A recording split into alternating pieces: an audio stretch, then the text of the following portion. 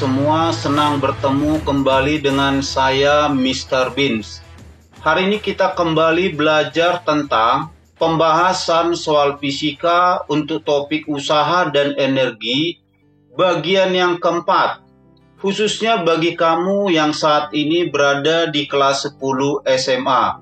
Soal-soal yang akan kita bahas berasal dari soal UAS, UN, SIMAK, SNMPTN, dan SBMPTN. Dan jangan lupa bagi kamu yang sudah menonton video ini untuk like, komen, subscribe, dan share.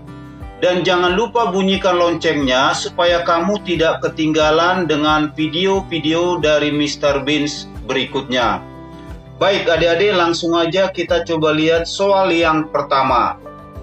Nah, perhatikan di sini dibilang peluru dengan massa 20 gram ditembakkan miring ke atas dengan sudut elevasi 37. Jadi di sini sudut kemiringannya atau sudut elevasinya 37 terhadap arah mendatar. Dengan kecepatan awal P0-nya diberitahu 50 meter per second. Nah, yang diminta adalah berapa energi kinetik peluru pada saat 1 detik setelah ditembakkan. Jadi dalam hal ini adalah merupakan gerak parabola.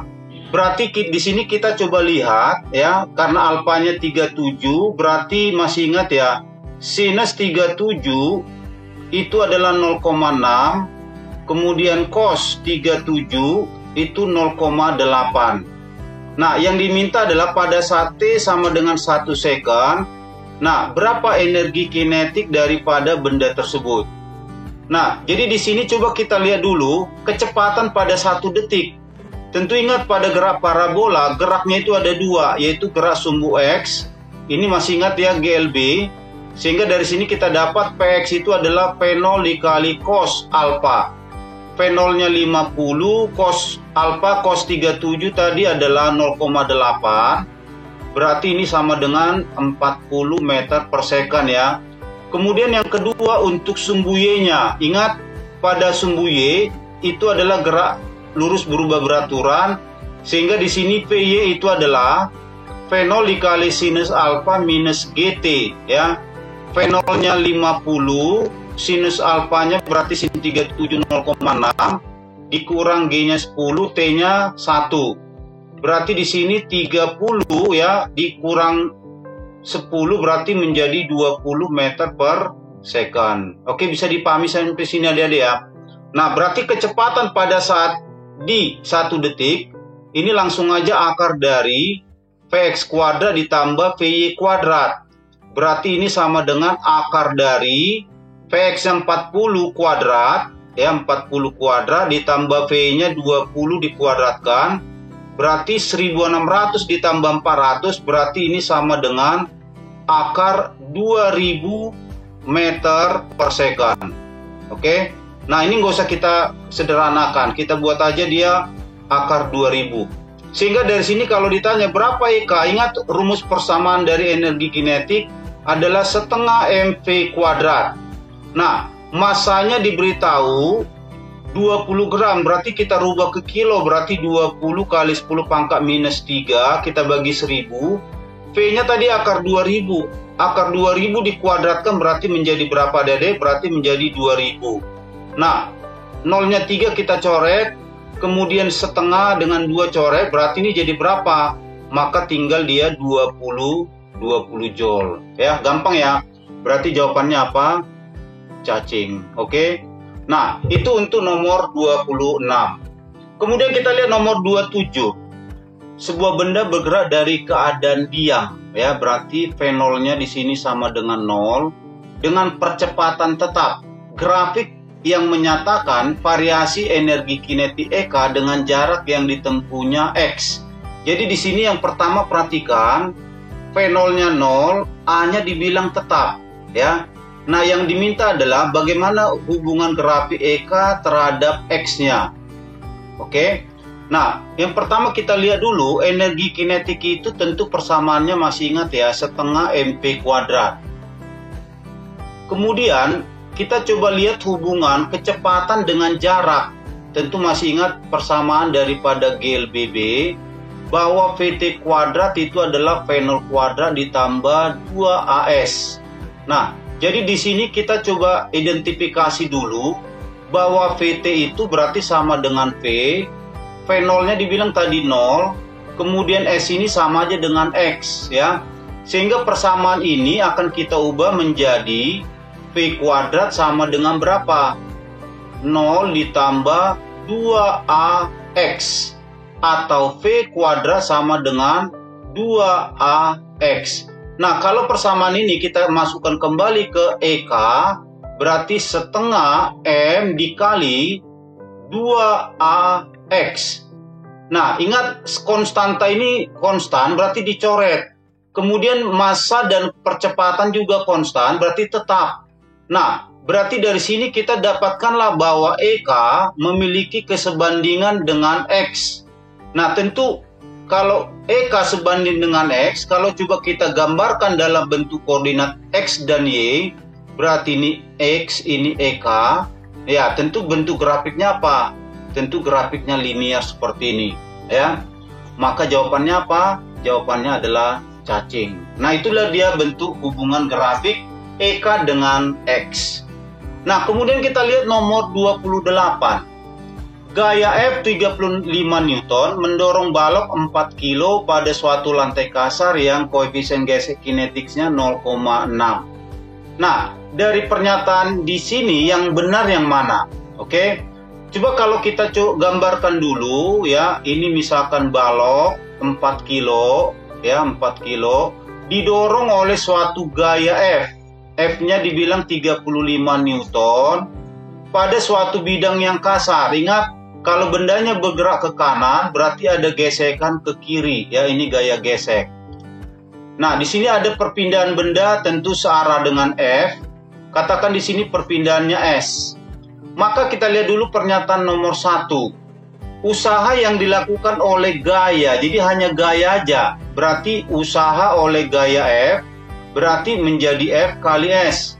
Perhatikan di sini gaya sudah sejajar dengan perpindahan ya, sejajar bidang datar. Berarti tidak perlu kita uraikan. Berarti 35 dikali perpindahan 3 berarti berapa Adik? 105 Joule. Berarti pernyataan nomor 1 benar. Nah, kemudian kita lihat pernyataan nomor 2. Perubahan energi kinetik benda jika berpindah 3 meter adalah 0. Nah, ingat hubungan usaha dengan energi kinetik bahwa W itu adalah delta EK. Usaha itu adalah F kali S sama dengan delta EK. Nah, tentu gaya yang mengakibatkan benda berpindah di sini ada 2, yaitu gaya dorong F dan gaya gesek F gesek. Berarti ini gayanya lebih dari 1, berarti sigma dia. Sehingga dari sini F dikurang F gesek ke kiri dikali dengan S sama dengan delta EK-nya. Nah, kita coba uji benar nggak delta EK-nya di sini 0. Kita coba cari dulu gaya gesek. Ingat gaya gesek itu adalah koefisien gesek dikali normal. Tentu normal pada bidang datar itu sama dengan W. Berarti ini berapa? M kali G. Berarti 4 kali 10, 40 Newton. Ya. Sehingga dari sini kita dapatkan mu K-nya 0,6 dikali 40. Berarti ini sama dengan berapa? 24 Newton. Itulah gaya geseknya. Sehingga F-nya 35 dikurang 24, perpindahannya 3 sama dengan ya 3 sama dengan delta EK. Berarti dari sini kita dapatkanlah delta EK-nya berapa? 35 kurang 24 berarti 11 kali 3 berarti 33 Joule. Berarti pernyataan nomor 2 salah. Nah, kemudian kita lihat pernyataan nomor 3. Total energi yang hilang apabila balok berpindah 3 meter adalah 72. Ingat, energi yang hilang itu tentu akibat gaya gesek. Jadi coba kita hitung, W akibat gaya gesek, berarti gaya gesek dikali dengan perpindahan. Gaya geseknya tadi udah kita dapatkan 24 ya, berarti 24 dikali perpindahan 3 berarti 72 Joule. Oke? Berarti pernyataan nomor 3 benar. Nah, tentu kalau nomor 1 benar, nomor 2 salah, berarti itu udah pasti jawabannya adalah 1 dan 3. Berarti ini jawabannya adalah bola. Nah, coba kita lihat nomor 4. Benar nggak nomor 4 itu kecepatan balok tetap? Tentu salah. Kenapa? Kalau kita perhatikan tadi, bahwa delta EK itu tidak sama dengan 0. Berarti benda mengalami perubahan kecepatan karena delta EK-nya nggak 0. Berarti dalam hal ini V-nya berubah, ya. V-nya berubah secara teratur, berarti A-nya bagaimana? Tetap. Ya, berarti pernyataan nomor 4 itu salah. Maka jawabannya bola, ya. Oke, kita lihat nomor 29. Sebuah bandul diikat dengan tali yang panjangnya R, lalu digerakkan melingkar searah sumbu vertikal. Agar bandul dapat berputar 1 putaran penuh, maka laju bandul di titik terendah atau di titik P. Perhatikan kalau dia gerak melingkar vertikal, di sini dalam hal ini panjang talinya itu sama dengan jari-jarinya, ya. Jadi R itu sama dengan L. Kemudian yang kedua, syarat supaya dia bisa melakukan 1 putaran penuh, maka syaratnya di sini yang pertama apa? Energi kinetik, ya, di puncak atau di Q itu tidak boleh sama dengan 0. Kemudian yang kedua, tegangan tali di Q itu adalah 0. Artinya tegangan talinya harus paling minimumnya, ya, paling minimum. Sehingga dari sini apa yang kita lakukan? Nah, yang kita lakukan yang pertama, tentu ini tali, ada gaya beratnya, ada W, kemudian ada tegangan tali di Q. Nah, ini langsung aja kita masukkan ke persamaan hukum kedua Newton, ya, hukum kedua Newton. Nah, pada hukum kedua Newton berarti sigma F sama dengan M dikali A. A-nya sentripetal. Berarti TQ ditambah W. W itu adalah mg sama dengan M dikali V kuadrat per R. V-nya V di Q. Nah, dalam hal ini ketika di puncak, tegangan talinya 0, berarti 0 sama dengan mg ditambah sama dengan M kali VQ kuadrat per R. Nah, masanya dicoret, berarti dari sini VQ kuadrat itu sama dengan GR, atau VQ sama dengan akar G kali R. Jadi ini syarat supaya dia bisa berputar 1 putaran penuh. Jadi syaratnya kecepatan di Q atau di puncak itu adalah akar GR. Oke. Nah, dari sini langsung kita masukkan ke persamaan hukum kekekalan energi mekanik. Berarti energi mekanik di P sama dengan energi mekanik di Q. Berarti EK ditambah EP di P sama dengan EK ditambah EP di Q, ya. Nah, ambillah selalu di titik terendah ini sebagai titik acuan. Ingat, kalau dia acuan berarti ketinggiannya 0, berarti H di P itu adalah 0. Nah, berarti H di Q-nya berapa? Berarti H di Q itu adalah 2 kali ini, berarti 2R-nya, ya. Berarti ini sama dengan 2R. Sehingga dari sini setengah M VP kuadrat ditambah 0 sama dengan setengah M VQ kuadrat ditambah MGH di Q. Nah, masanya bisa kita coret, ya. Berarti setengah VP kuadrat. Jadi kita mencari kecepatan di P sama dengan setengah V kita di berapa? V dibilang dikuadratkan akar GR. Berarti ini menjadi GR ditambah G dikali H di Q adalah 2R. Oke, bisa dipahami sampai sini ya. Nah, setengah ditambah 2 itu adalah 5/2 GR. Ini adalah setengah VP kuadrat. Nah, setengahnya bisa kita coret. Sehingga dari sini kita dapatkanlah V di P sama dengan 5 GR diakarkan, berarti akar 5 GR. Oke, inilah kecepatan di titik terendah atau di titik P. Berarti jawabannya apa? Jawabannya itu adalah C. Oke. Nah, sekarang kita lihat soal nomor 30. Sebuah silinder pejal menggelinding tanpa selip dari puncak suatu bidang miring. Laju di puncak 80 cm per second. Jika kehilangan energi akibat gesekan diabaikan. Jadi energi akibat gesekan diabaikan. Yang diminta adalah berapa laju silinder di posisi 18 cm di bawah titik puncak. Jadi ini kita ambil sebagai titik puncak, ini sebagai dasarnya. Berarti tingginya ini adalah 18 cm. Bisa dipahami adik-adik sampai sini ya. Nah, kita coba analisa dulu. Yang pertama adalah silinder pejal. Ingat kalau dia silinder pejal, momen inersianya itu adalah setengah mr kuadrat. Oke, ini dulu yang pertama. Kemudian yang kedua dibilang menggelinding. Nah, berarti kalau dibilang menggelinding, maka di sini gerak benda itu ada dua. Yang pertama adalah translasi, sekaligus dia adalah melakukan gerak rotasi.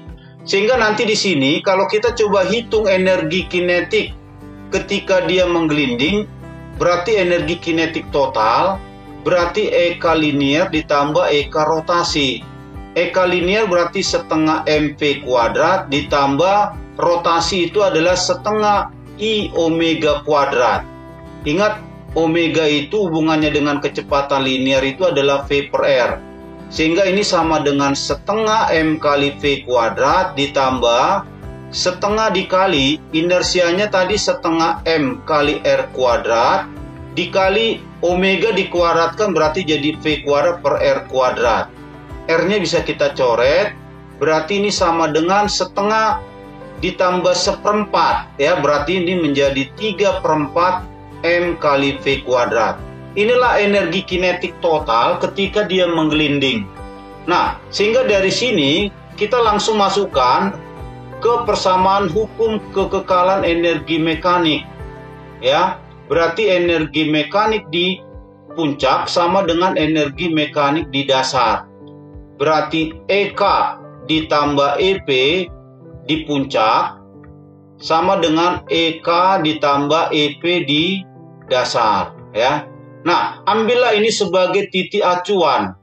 Berarti kalau D dasar sebagai titik acuan, berarti energi potensialnya dia 0. Oke? Berarti ini sama dengan berapa?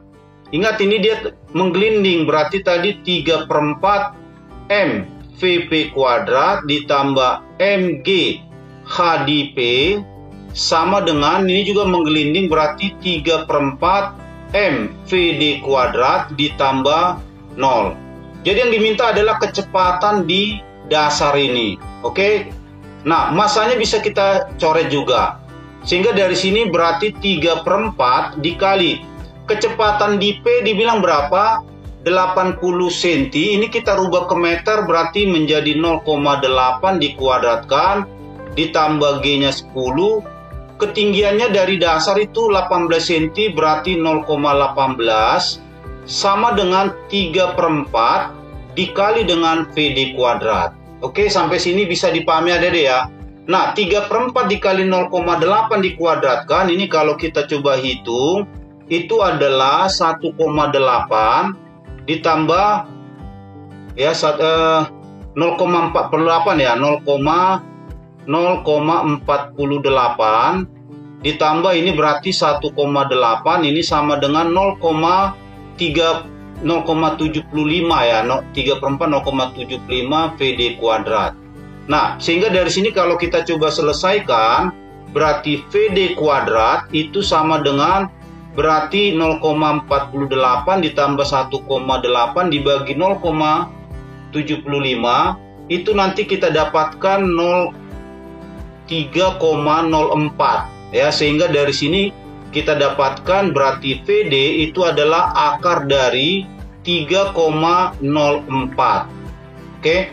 Nah, berarti VD itu sama dengan akar dari 3,04 itu adalah sekitar 1,73 meter per second.